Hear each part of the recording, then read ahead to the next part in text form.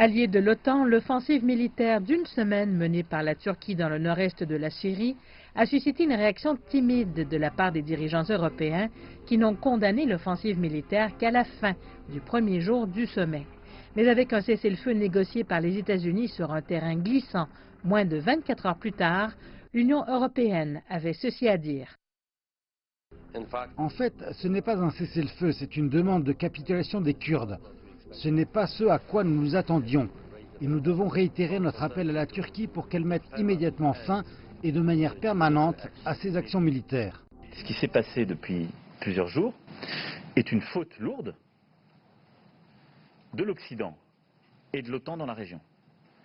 Je pense que cela affaiblit durablement notre crédibilité. Une autre chose à laquelle il faut faire face, mettre l'adhésion à l'Union européenne en veilleuse.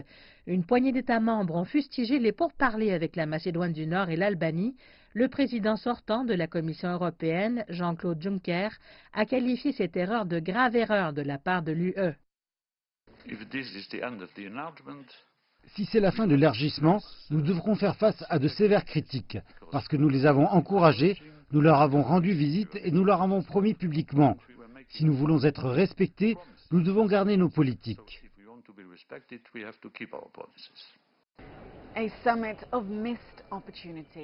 Un sommet d'opportunités manquées. L'UE n'a montré aucun leadership réel sur la Turquie et l'unité tant vantée à propos du Brexit n'a pas tenu compte de l'adhésion et de la croissance du bloc.